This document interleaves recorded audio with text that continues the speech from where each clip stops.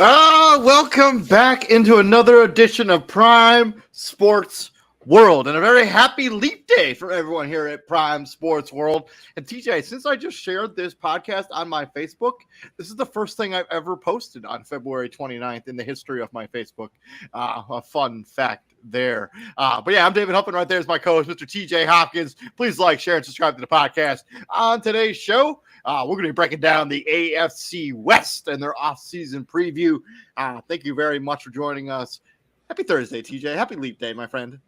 Let's do this. All right, let's get right into it. Let's not waste any time talking about the Los Angeles Chargers, who had one of the more disappointing seasons in the NFL last year. They have the 5th overall pick in this upcoming draft. Their notable free agents: Austin Eckler, Michael Davis, Gerald Everett, Kenneth Murray. I don't really care about as many of those other guys. Cameron Dicker, the kicker, they have $20 million in negative cap space. Their new head coach is Jim Harbaugh. John Hortz is their new GM. John Spanos is the team president.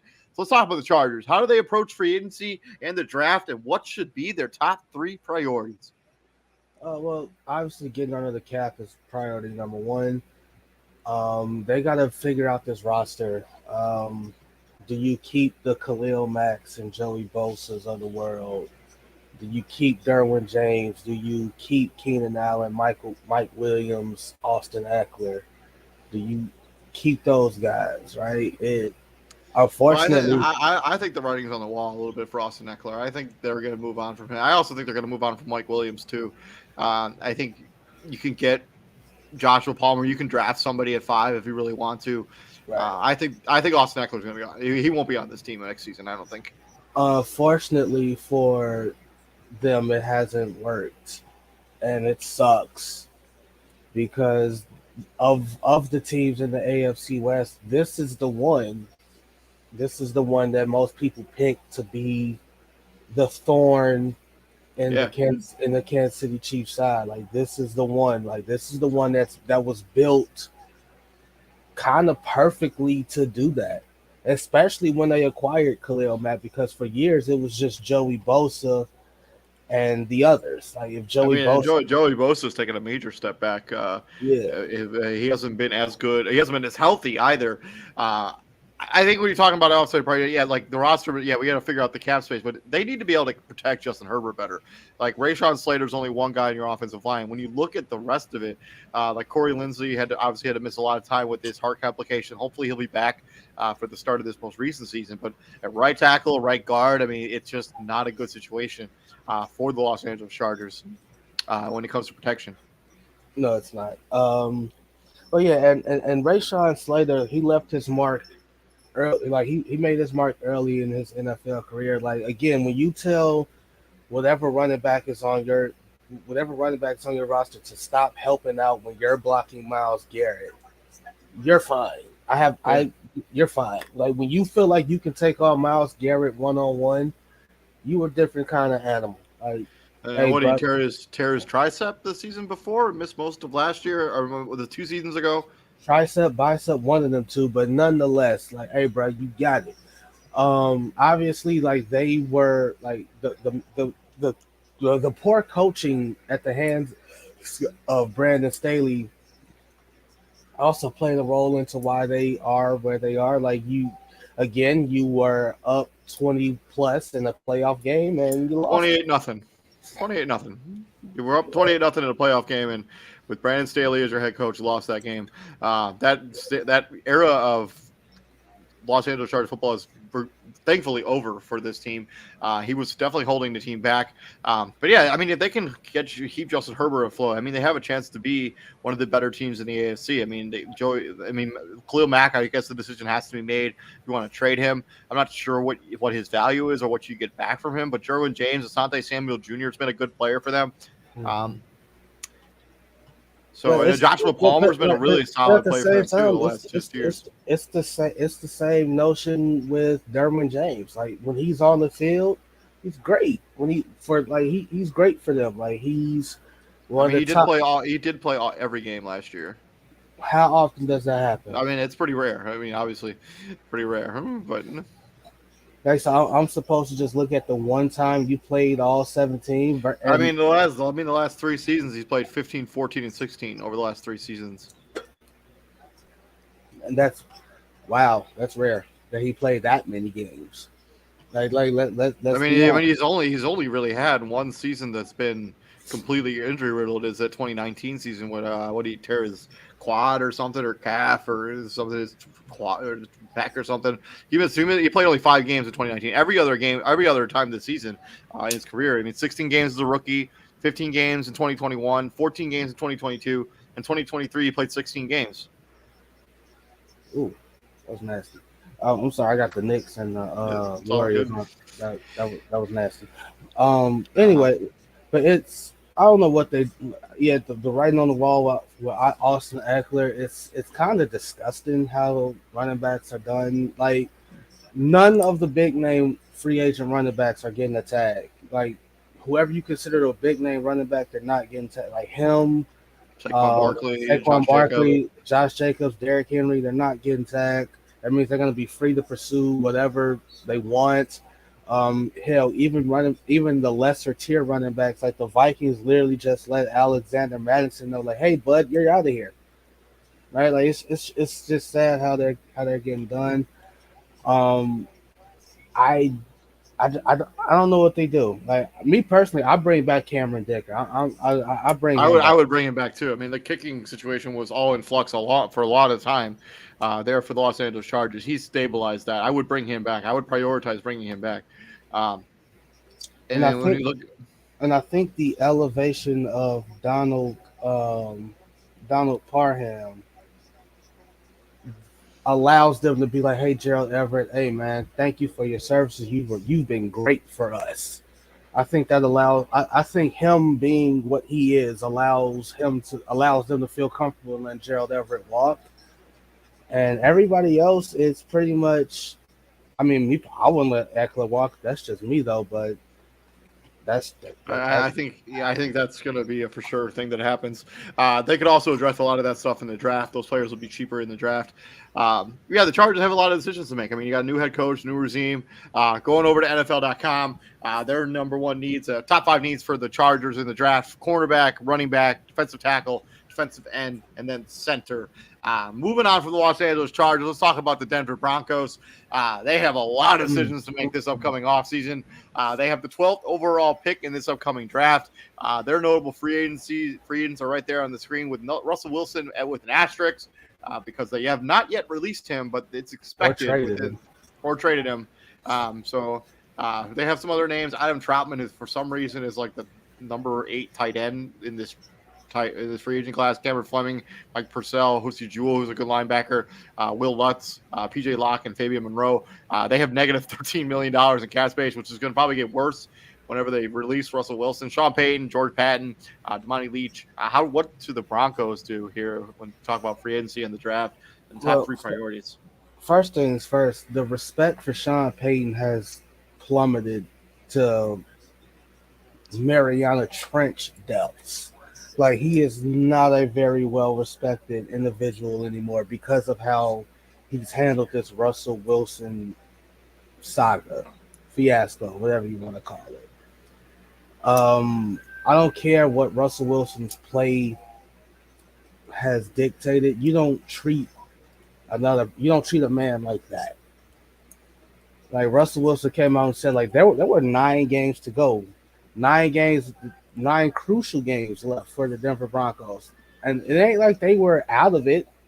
I mean, no, they were like right there, 8-9. I mean, a win here and there. I mean, they could have easily made the playoffs. They did, fumble a couple of games down the stretch that really solidified why they ended up going with Jarrett Stidham over Russell Wilson towards the end.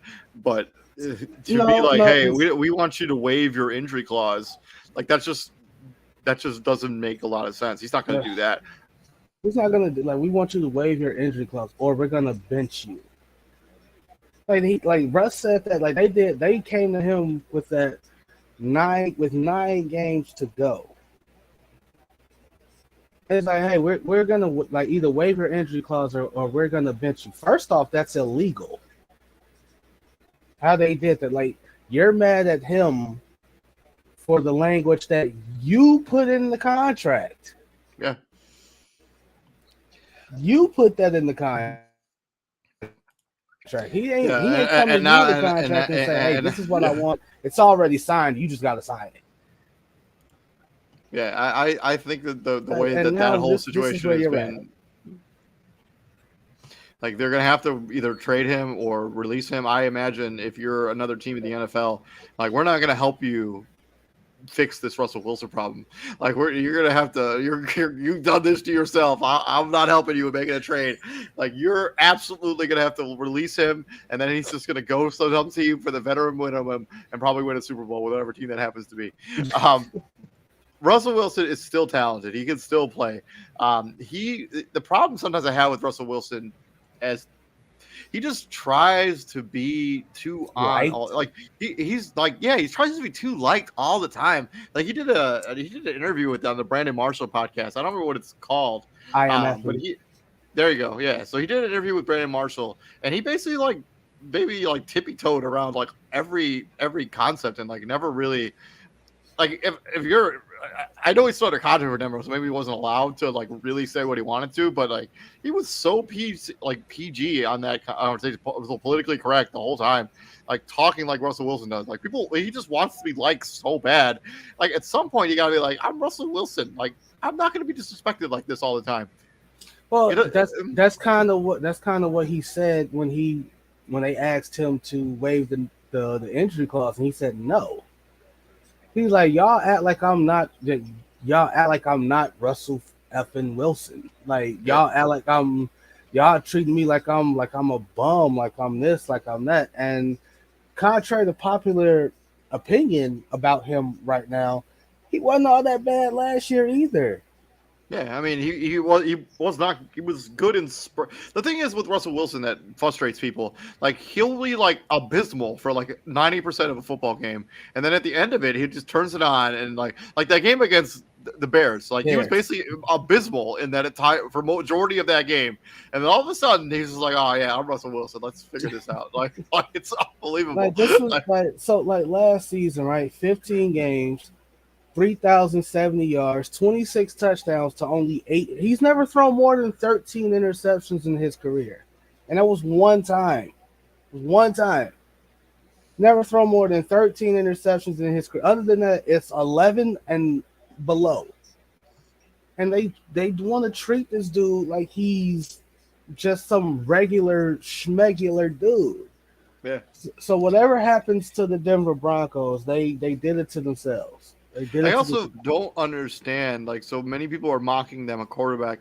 Like, this is like you brought in Sean Payton to try to win a Super Bowl. You traded legitimate draft assets for Sean Payton to come in here. Like, if he's not coaching a team that's going to go to it's just like a base of waste of money. Like, it's just a colossal waste of money, and it's just bad roster construction from the beginning. Like, this is one of the worst run organizations in the NFL right now. It just doesn't make a lot of sense. They also have decisions to make on Jerry Jeudy if they want to continue to pay him and have him on the roster. Because Courtland Sutton. Well, I think Courtland Sutton is so good. I believe they would try to trade him. But they also have negative $13 million in cap space, which means you're also going to lose players on this roster. Like they're talking about trading Patrick Surtain potentially. He's the best player on the whole damn team. You're going to trade him away just to make the cap work? Like you wanted Sean Payton to take you to a Super Bowl. What do you like? He's going to take you like 5 wins next year. You're going to continue like him being the head coach. How long before Sean Payton gets fired from this situation? I doubt it. I doubt that. I doubt he gets fired. I think he's more inclined to walk away versus like they fire. I got a heart condition. I gotta retire. I'm gonna coach the Cowboys in 2 seasons from now. I think they're more inclined. I think he's more inclined to be like, you know what? I'm gonna wash my hands of this, and before they decide to get rid of me, because again, I think like he's letting his personal stuff with the whole Nathaniel Hackett stuff. Yeah. Like remember how I think he's letting that cloud his judgment of Russell Wilson, because like he heard what Russell Wilson was allowed to do under Nathaniel Hackett. Like he had an office, he had his own parking space, he had all these luxuries and whatever you want to call it. And he pretty much came in and said, you know what, none of that. I'm I'm taking all that away. Like, forget all that. Like, you ain't earned no corner office next to mine. You ain't earned no parking. You ain't earned your own parking space. You gonna park with where all the other players park at, and so on and so. Like that front door access, yeah, you ain't getting that no more. Yeah, so I think the Denver Broncos are in for a whole world of hurt when it comes to this offseason. Now, I'm sorry if you are a Denver Broncos fan, like this is going to be a train wreck of an offseason.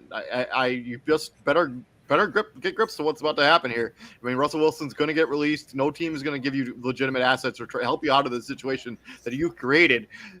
And then you're going to watch Russell Wilson sign with the Panthers, or not the Panthers, the Falcons, or the Steelers, or some other team on the veteran minimum, and potentially take them to the Super Bowl. And it's just going to be real painful to watch. Like I said when we did the NFC North, the Vikings are in the Russell Wilson market.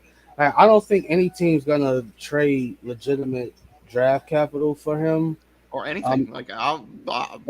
Or like if they do, they would basically be like, Denver, we'll take this off your hands for like a 5th round pick, but you're gonna pay his salary. We're not paying it. You'll pay it. Right. Here's a 5th round pick. You're paying the salary. Like, right. Yeah. Here's a 4th this year and a 5th next year. I don't even think they'd get a 4th for him right now. It's not that I don't think he's worth that. I just don't think an NFL. If you're an NFL team looking at this situation, you're like, you know what, a 5th. Like, I'm not giving you a potential start. But at the same time, how bad do you want to win? How bad do you want to win? Yeah. If you're if you're the Falcons, if you're the Vikings, if you're the Steelers, how bad do you want to win? Think about it. I mean, the other thing on top of that, I mean, if it doesn't work out, you still be on the hook for the rest of his contract. I know it has some opt-outs after I think next offseason, but it's still going to be a messy situation. And this Denver Broncos situation is absolutely one of the messiest situations in the whole NFL right now. It's not being talked about enough, in my honest opinion. Like, everybody's focusing on Chicago and like the quote unquote mess that it is here, and it's like, why are y'all letting Sean Payton skate under the radar the way that y'all are? They probably talked about it one time. Yeah, it's very perplexing. Biggest needs according to NFL.com: quarterback, defensive tackle, tight end, corner, and then edge, and then to the Las Vegas Raiders. They have the 13th overall pick in this upcoming draft. They have some big-time names when it comes to free agencies, including Josh Jacobs, who they used the franchise tag last year, but not on him this year. They have $48 million in cap space. Antonio Pierce was retained as the head coach of this team. Tom Telesco, I believe, is their new GM after whatever his name was got fired, along with Josh McDaniels. Sandro Douglas Morgan is the team president. Let's talk about the Raiders in the free agency and the NFL draft and their top 3 priorities. Was it Mike Mayock? Was that Mike him? Mayock? Thank you. Yes, you're right. That's who it was. Like, he didn't get fired when they fired John Green. He might have. Hold on. Let me. I will look that up. Yeah. It wasn't Mike Mayock because he got fired in 2021. So Dave Ziegler. I guess that's probably who it is. Yeah, it's again like dirty pool how they doing Josh Jacobs. Like, guy wins the rushing title, and it's just like, all right, bye. This is why the Raiders are the Raiders. Like, this is, you know how many losses the Raiders have since the year 2000. I mean, I'm sure it's the most in the NFL. Dave Ziegler was the general manager. Second most. They have 215 losses since the year. Will the Browns have more? I think so, yeah. Because you know that. And don't get me wrong, like, the Bears are also on the list for like 180, I think. And there's this Raiders fan that has the audacity to laugh at the Bears. It's like, bro, you got you got over 200 losses on here. You worry about what we got going on over here, and it's because y'all don't re-sign your best players like Josh Jacobs, and you trade away your best players like Khalil Mack. the fact that the fact that probably the best player on your team and Max Crosby had to literally threaten the organization with, "Hey, either sign Antonio Pierce as the head coach or trade me," says a lot about your organization and how things are done over there. Yeah. But I also think they have some major question marks at quarterback position. Um, Yeah, like, I don't think Aiden O'Connell is the future of this position. I Um, hope not. I hope not. I I hope I not hope too. But not. like, Like Jimmy I'm Garoppolo is going to be suspended for the first 2 games of next season. So if he's even on the roster by the time that even matters. right. Obviously, like the rest of the free agents, no one, like, they don't. I don't care about none of these other free. Maybe the first two, Josh Jacobs, Bilal Nichols. Them probably the only two that I'm overly concerned about. Well, Andre And James is their starting center, but yeah, and you already made it a clear cut effort to make it known that, here, Josh Jacobs, you're not getting tagged. So we'll see what happens with that. What do they do at 13? If one of those, if any of those quarterbacks somehow fall to 13, please, like Bo Nix makes a lot of I mean, they're sense. looking at like a JJ McCarthy or Bo Nix Bo Nix makes or a lot of sense at 13. Me personally, again, I'm not taking JJ McCarthy ahead of Bo Nix. That's just I agree with you on that. We were a little disrespectful when we were talking about JJ no. McCarthy yesterday, but You were explicit. I was disrespectful about what like Bo Nix is a better football player than JJ McCarthy. Than JJ McCarthy for sure. Yeah, so like top three But priorities. You got 50. You're gonna have like 50 mil in cap. I'm what you call it, putting a little extra on it. Who do you target? Who do you target in free agency? What are you gonna do about these trade rumors regarding Devontae Adams? well, I Because mean they've already came out and said the only team that Devontae Adams is playing for next season is the Raiders. But if you get blown away with some sort of some trade offer, you got to realistically think about moving him. It's a Raider team that's rebuilding. That's not going to be that good next season, probably. and it's disappointing. Like the one good thing that you did was it looks like you found the voice for the locker room in Antonio Pierce. Like you got a guy that's no nonsense, and the players respond to him. They respect him. I think that was a big issue with the last Well, two Josh McDaniels, yeah, Josh yeah, McDaniels. Nobody likes Josh McDaniels. with the last two head coach. Like I don't think Josh McDaniels was respected or well liked. And I don't think John Gruden was liked or well respected either because they see how you treated their quarterback. Like you know, at the end of the day, the players stick up for each other, and how you treat your quarterback look like they pay attention to that. Yeah, So I if, mean, if you treat Derek Carr like he's a second class citizen. You're going to get treated like a second you class take citizen that by citizen, everybody else on the roster. But yeah, the Raiders. I mean, the defense outside of Max Crosby. I mean, I don't really. I mean, Divine Diablo is a pretty good football player. Robert Nate Spillane, Hobbs, Nate Hobbs had a good rookie, second season. Trayvon Morig was solid. Marcus Epps is a fine football player. I think you still need to shore up the other corner on the other side of Nate Hobbs. Um, this is a roster that's very much in a state of rebuild, and it's going to like be it's gonna be like bad. Like again, like you got I mean, same Raiders. hopefully they can unleash Michael Mayer at some point. Like he was Some just basically a non-factor his rookie season. like again, same Raiders fan. He was talking all this shit. Oh, I bet we beat the Bears, and then we played y'all, and then oh, y'all was it turned real quick into, well, y'all played our backups. Well, you played our backup. What Yeah. are you talking about? Like, well, that's what happens when who's the quarterback? Not before Aiden O'Connell. Uh, nah, it wasn't Jimmy G. Brian No, Hoyer. yeah, like Brian Hoyer was throwing the football. It's like, dude, again, our backup was throwing the same football. You lost to, like, it's okay. You lost, like, you ran your mouth. Your team didn't answer the bell. You lost to our backup. You can't talk trash to a team about a team that you lost to with the backup.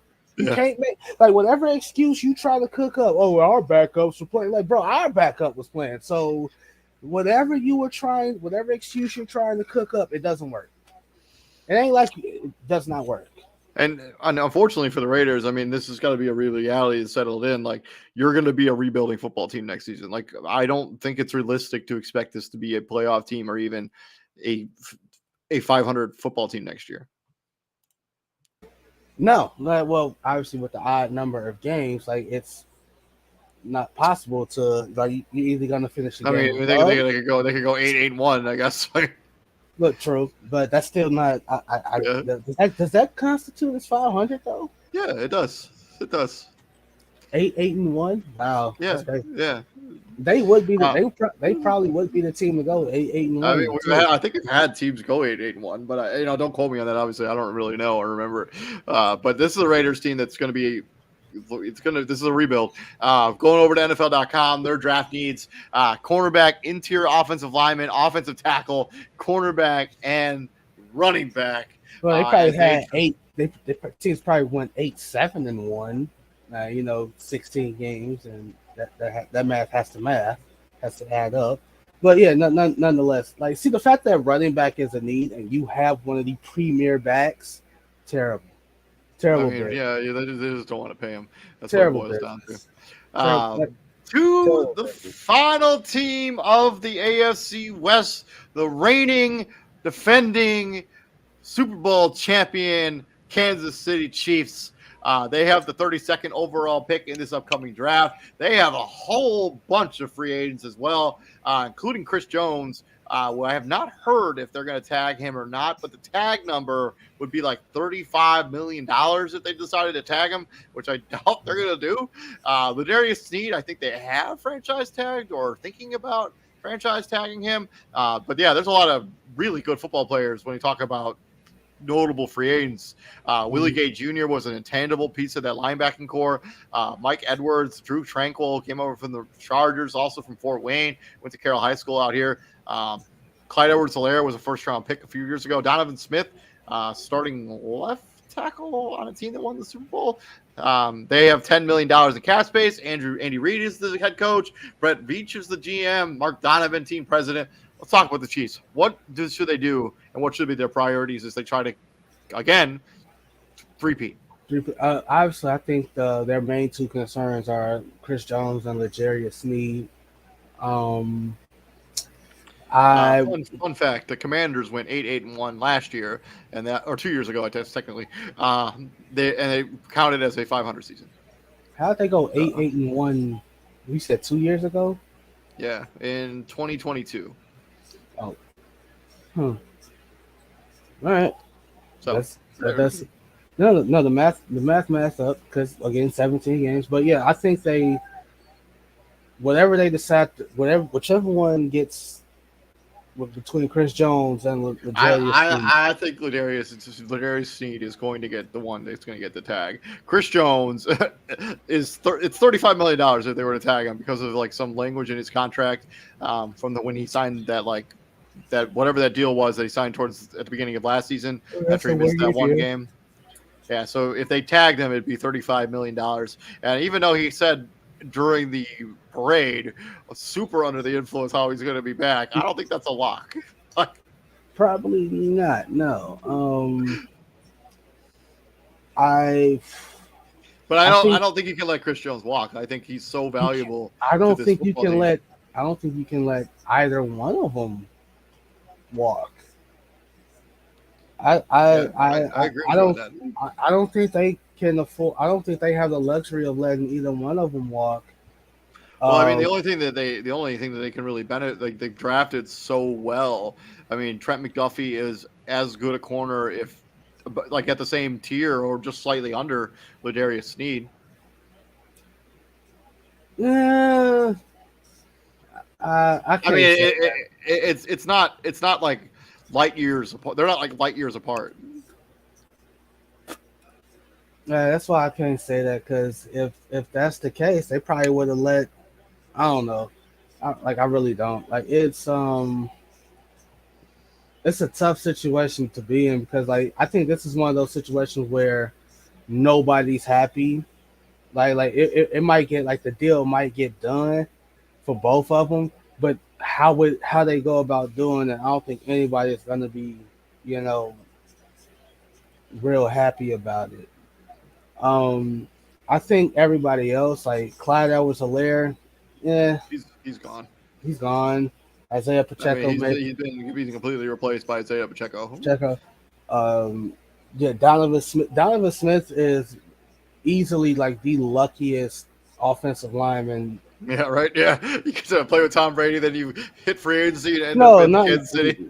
I ain't talking about that. I'm talking like so again, him and the other tackle, Juwan most Taylor. most penalized tackles in football, right? How do you go? How do you magically go 3 games without a penalty? Let's talk about. No, let's talk about like you want to know why people say like the NFL is rigged and stuff like that because shit like that. Like you are the most penalized offensive line the whole season, and then the 3 biggest games of the year, nothing. Have you seen the other stat that's making its ways around the internet, where it's like how many interceptions have been overturned Yeah, by penalty? 53. Yeah, 53 for Patrick Mahomes, and the next close guy is like Josh Allen with like 7. It's just crazy. How does a person have 53 intercept and maybe a bunch of those are him drawing false starts and then throwing the I mean, pick and 100%, right? Usually it's not got to false be starts, offsides offsides. Yeah, and so on and so forth. But yeah, like all of them are not that. All of them can't be that. But yeah, like again, Donovan Smith, most penalized dude in one of the most penalized dudes in the league. No penalties in 3 games, and Nick Bosa did his best to alert the people, alert the refs. Hey, they hold, and you saw it. You saw it in the game. Like they got away with a lot of holding, and they didn't call it. And it's like, oh, it's not holding if it's not called. Yes, it is. Just well, I think on the other side of that, I mean the Super Bowl was very. There weren't a lot of penalties in the Super Bowl, anyways. Like they didn't call a lot of so outside of that pass interference ball on Aubrey Thomas, but other than that, I mean they didn't call a lot of penalties in the Super Bowl. It was a pretty. no, it was six penalties apiece. But like that's not the point, David. The point is the penalties that don't get called matter just as much as the ones that do. Because like if you're turning up, like that means like you're turning the blind eye to things. But anyway, like the rest of those dudes like Deion Bush, Willie Gay Jr., like if you're like those are the guys that's like, hey, we'll give you like a 1 year whatever if you want to come back. We'll be glad to have you type. Yeah. I mean, same thing with Drew Tranquil. Yeah, he was good Nick for them Al, last year. Nick Algray, especially Nick Algray. I doubt they let him walk. So Chris He's too Jones, valuable. He's too valuable on that offensive line. He can play center or guard. I think yeah. you want to So keep that guy. Chris Jones, L'Jarius Sneed, Nick Algretti, former U of I. I think those are the guys that you got to bring back. You already let MVS know that he's out of here.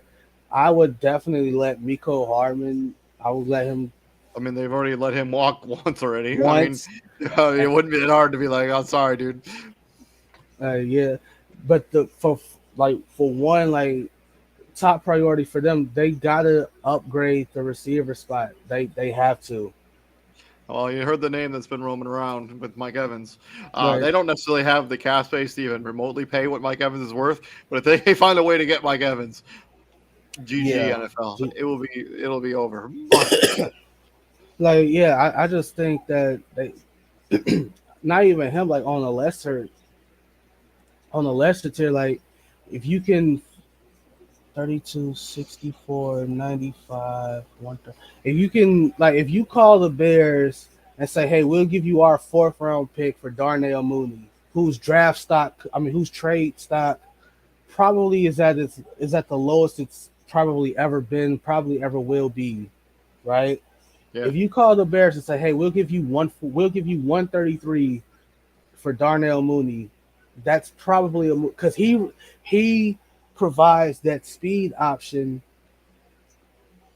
that they desperately need. you're also hoping that what's his name, Rice is going to take another step forward. He had a really Oh solid yeah, rookie season. I mean, he's wide receiver one, and Justin Watson has keeps Sky Moore was kind of an afterthought this most recent season. But I mean, beginning and end, I mean, as long as you have Patrick Mahomes, I mean, Patrick Mahomes has proven and shown, especially over the last 2 years, it doesn't really matter what you put around him. He's good enough to win with regardless. And don't get me wrong, once again, they got a lot of luck because when you have the most penalized offensive line and nothing gets called in the three biggest games, you're gonna, hey, you damn right. And I don't blame the Kansas City Chiefs. I don't blame those dudes at all. Hey, if they not calling, I'm gonna see how far. Yeah. I'm gonna see how far I'm gonna see how much I can get away with before they call it, before they start calling stuff, right? Yeah, Rasheed Rice. So like, just think about it. Like, you get Rasheed Rice, you get a Darnell Mooney, and you still got Travis Kelce. I don't blame them. Like, I would do that. Like, I would ride the Travis Kelce train until wheels fall off for real. Till the wheels fall off. Like that. I mean, they have Creed Humphrey. They've smashed that draft pick with him being a center, probably one of the best centers in the NFL. This is another team when you talk about, like, when they approach the draft, like, you're just taking the best player available regardless of position, because you really don't make sure you have wide receivers a quote unquote need, offensive tackles a quote unquote need, but I think you can get by with what you have, and your luxury is that you can just take the absolute best football player available at 32, which is what they basically have done outside of that Clyde Edwards-Helaire pick from a couple of years ago. Yeah, but at the same time, like that's a luxury, but that's not a luxury that you want. That's not a luxury that you want to constantly have to abuse. It's like, oh, as long as we got this guy, we'll be fine. It's like, no, because at some point, like, right now, it's fine. We learned that from the Tom Brady era. Like, Tom eventually just having Tom Brady, just having Patrick Mahomes may not be enough. It may not be enough because once again, like we've seen we've seen it, right? Like the two losses he's had, well, the few losses he's had in the playoffs, right? Fully stacked Kansas City. They lost to Cincinnati. They lost to Joe Burrow and the crew. They lost to New England and Tom Brady. Then in the Super Bowl, they got decimated by Tampa decimated. Bay. Yeah, that game was not close. They're like, oh, but the offensive line was bad. I ain't trying to hear that. You said as long as we got Pat Mahomes, we got a chance. So like all that statements like that, right? And we saw it towards the end with Tom Brady in New England. Statements like that forgoes any excuses that people come up with.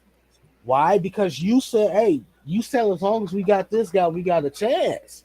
So they don't want to hear the offensive line is bad. They don't want to hear this guy's dropping passes or that guy's dropping. You said as long as you got this guy, you have a chance. So you can go best player available all you want, but when they come back to bite you in the ass, hey, you told us as long as you got this guy, hey, he makes chicken salad out of chicken, you know what? But yeah, swinging into NFL.com, looking at the Kansas City Chiefs, they have their top 5 needs and this upcoming draft: defensive tackle, wide receiver, offensive tackle, cornerback, and then running back. As we wrap up our NFL offseason. Really? Yeah, I mean, they need somebody to back up Isaiah Pacheco. He can't. I mean, he could take all the carries, but I mean, that's like a weak need. This has been our last group of our NFL offseason previews. Thank you very much for checking us out here at Prime Sports World. I'm David Huppin. Right there is my co-host, Mr. TJ Hopkins. And TJ, what do we do here at the Prime, my friends? We bring the heat, kind sir. Yes, sir. And I hope you all have a very nice leap day. The weather is supposed to get much warmer here in Fort Wayne than it has been the last couple of days. So I'm definitely looking forward to that. Y'all have a good weekend, and we will see you guys on Monday.